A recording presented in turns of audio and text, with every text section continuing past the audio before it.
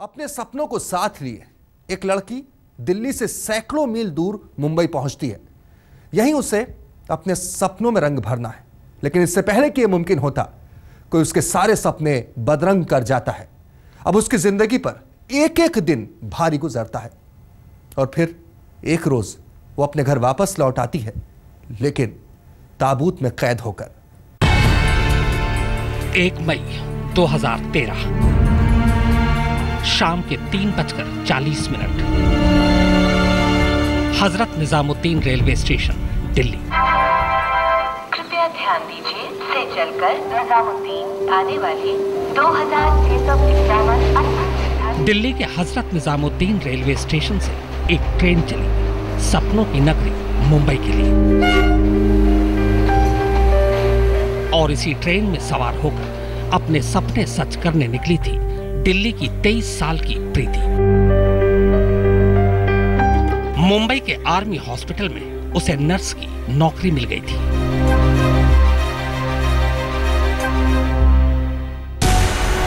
दो मई 2013 सुबह 7:55 Bandra terminal railway station, Mumbai. तय वक्त पर दिल्ली मुंबई गरीब रथ स्टेशन पर पहुंच चुकी थी। प्रीति ट्रेन से उतरती है और प्लेटफॉर्म पर सैकड़ों मुसाफिरों के साथ कदम से कदम मिलाकर चलने लगती है। पर ठीक तभी अचानक एक गुमनाम नौजवान आता है और प्रीति पर तेजाब फेंक देता है।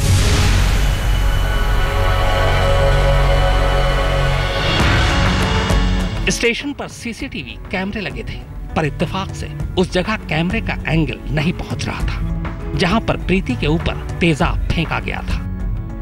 अलबत्ता ठीक उसी वक्त कैमरे के एक दूसरे एंगल से एक लड़का घबराया हुआ तेजी से भागता जरूर नजर आता है।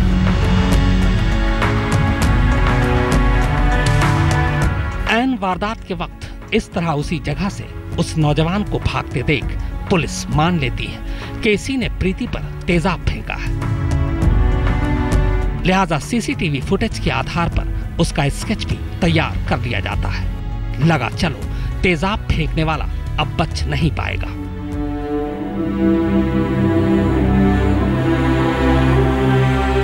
मगर तेजाब से बुरी तरह घायल प्रीति पूरे महीने भर अस्पताल में सांसों से लड़ती रहती है।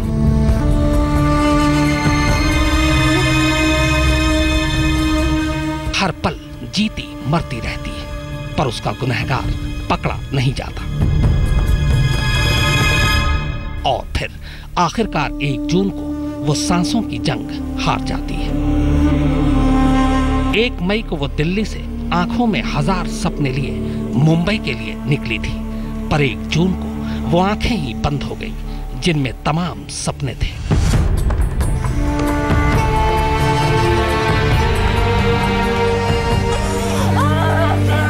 1 मई को प्रीति दिल्ली टू मुंबई गई थी। पूरे 1 महीने बाद 2 जून को प्रीति फिर सफर पर थी। इस बार मुंबई टू दिल्ली वो वापस लौट रही थी, पर ताबूत में कैद होकर। मुंबई से मुनीश पांडे के साथ चिराग गोठी, दिल्ली आज तक।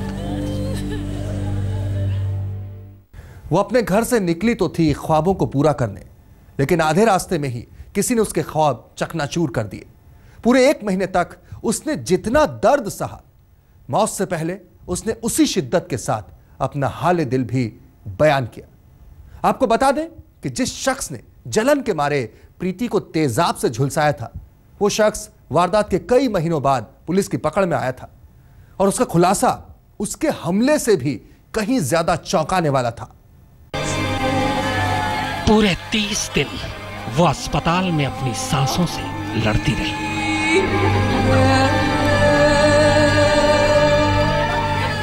पूरे 30 दिन तक वो तेजाबी टीस सहती रही।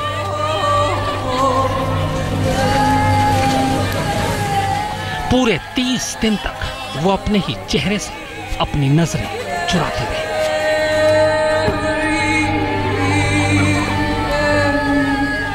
और फिर 30 दिन बाद उसकी रूह ने उस जिस्म को आखिर छोड़ ही दिया जो उसका सबसे बड़ा दुश्मन था।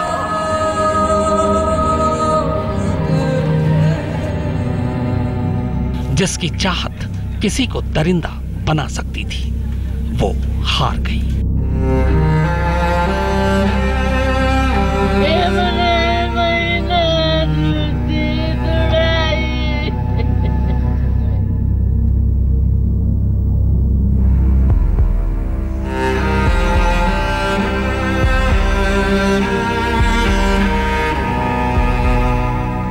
पर हारने से पहले वो अपने हर दर्द, हर जज्बात, हर खुशी, हर गम, हर आशंका, सब कुछ बयान कर गई कोरे कागज पर।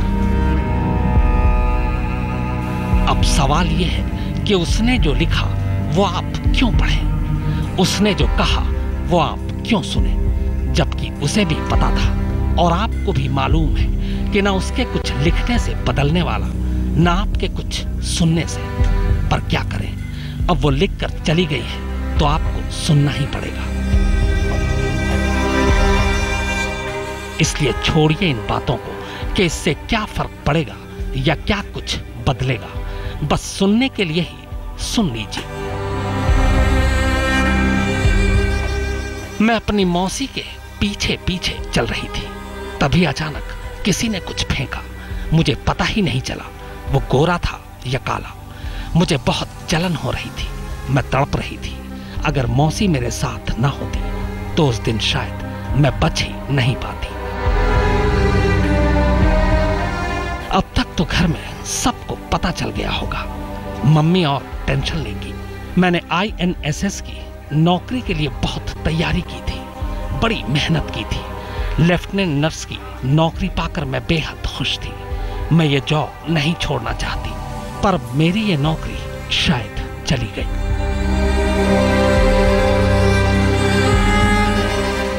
यहां मुझे डॉक्टर कुछ बता नहीं रहे, सर्जरी कब होगी, ये प्लास्टर कब हटेगा, हम और कितने दिन यहां रहेंगे। कल शाम से हाथ की मूवमेंट में भी पेन है, पहले नहीं था। मैंने डॉक्टर साहब से पूछा, मेरी राइट आई खराब है। उन्होंने बताया कि जब तक ट्रांसप्लांट नहीं होगी मैं देख नहीं पाऊंगी, और ट्रांसप्लांट जब तक मैं चेहरे से ठीक नहीं हो पाऊंगी तब तक नहीं होगी।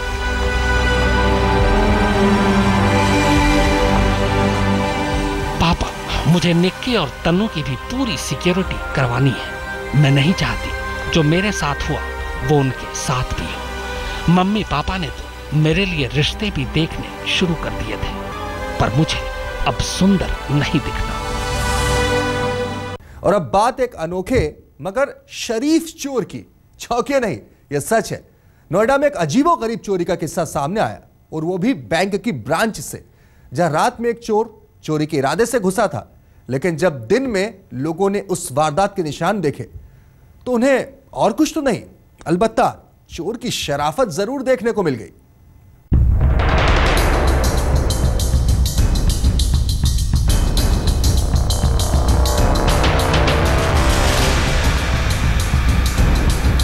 ये नोएडा के सेक्टर 6 इलाके में मौजूद केनरा बैंक की ब्रांच है, जहां कुछ देर पहले तमाशबीनों की भीड़ बैंक की शाखा को बाहर से देखने आई थी, जिसे बीती रात एक नौसिखिया चोर भीतर से देखकर चला गया। वो चोर बैंक के भीतर से ब्रांच को कुछ इस तरह देखकर गया कि उसे देखते हुए कोई नहीं देख पाया। और जब सुबह हुई तो पहले इलाके और फिर बैंक के लोगों ने चोर के कुछ ऐसे निशान देखने शुरू किए जिसे वो चोर वास्तव में दिखाने के लिए ही छोड़कर गया था। और फिर उसी चोर की उन्हीं तमाम निशानियों को देखने के लिए पुलिस भी पहुंच गई, ये देखने के लिए कि वाकई चोर क्या क्या देखकर चला गया और अब उसके देखने के लिए ब्रांच में क्या क्या बचा रह गया है। इसी गरज से इस शाखा के चप्पे चप्पे को नोएडा पुलिस की एक टीम देखने पहुंची। जिस वक्त पुलिस ब्रांच के भीतर देखा दाखी कर रही थी, उसी समय उसकी नजर एक ऐसी चीज देखने लगी जिसे इससे पहले पुलिस ने कभी नहीं देखा था। पुलिस को मैनेजर की मेज पर और बैंक के नोटिस बोर्ड पर 2 अलग अलग चिट्ठियां दिखाई दी। ये चोर का वो पैगाम था जिसे उसने बैंक वालों के साथ साथ जमाने को दिखाने के लिए ही बैंक में छोड़ा था।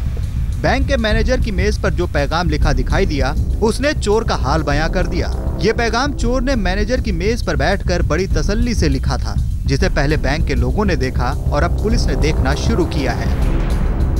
चोर ने साफ साफ लफ्जों में लिखा है कि वो महंगाई का मारा एक मजबूर चोर है जिसे अपने बच्चे पालने हैं।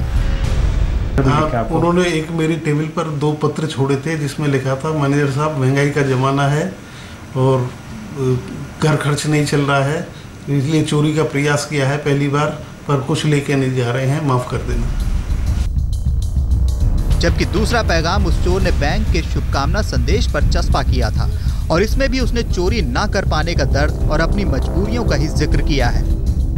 हालांकि पुलिस को इस ब्रांच से सीसीटीवी फुटेज तो नहीं मिला, क्योंकि ब्रांच में मरम्मत और पुताई का काम चलने की वजह से सीसीटीवी चालू हालत में नहीं थे। लिहाजा पुलिस ने फिर अपनी आंखों से मौकाए वारदात को देखना शुरू किया। तो सूचना पे जब हम पहुंचे तो हमें वहां मिला कि चोर ने अपने 2 बैग पीछे छोड़ रखे हैं जिसमें उनके काफ़ी सारे टूल्स हैं। उसके अलावा चोर ने मैनेजर के लिए एक लेटर लिखा है, मैनेजर की टेबल पे ही रखा हुआ था कि ज़िंदगी में पहली बार चोरी कर रहा था पर कर नहीं पाया, और उसने अपनी मजबूरी बताई है कि उसके छोटे छोटे बच्चे हैं और वो बहुत गरीब है, नौकरी करता था वो भी छूट गई है। लेकिन चोर ने कुछ भी वहाँ से चोरी नहीं की है और बजाय अपना कई हज़ार रुपये का अपना सामान वहाँ पे वो छोड़ के चला गया। चोर बैंक में मेन दरवाजे का ताला तोड़कर ही दाखिल हुआ था, लेकिन जब उसने ब्रांच के भीतर रखे लॉकर को तोड़ने की कोशिश की तो कामयाब नहीं हो सका। लिहाजा मायूसी के आलम में उस चोर ने बैंक के मैनेजर के नाम अपना पैगाम जरूर लिख दिया, लेकिन चोर ने बैंक से जाने के लिए उस रास्ते का इस्तेमाल नहीं किया जिस रास्ते से आया था, बल्कि मैनेजर के कमरे की खिड़की तोड़कर वो बाकायदा रस्सियों के सहारे उतरकर निकल भागा। हाँ, जाते जाते वो अपना टूल बॉक्स भी भूल गया जिसे वो लॉकर तोड़ने के लिए लाया था। पुलिस ने बैंक से उन तमाम सबूतों और सुरागों को अपने कब्जे में ले लिया है और अब उस चोर की तलाश में जुट गई है जो बैंक से कुछ चुरा कर नहीं ले जा पाया। नोएडा से भूपेंद्र चौधरी, दिल्ली आज तक।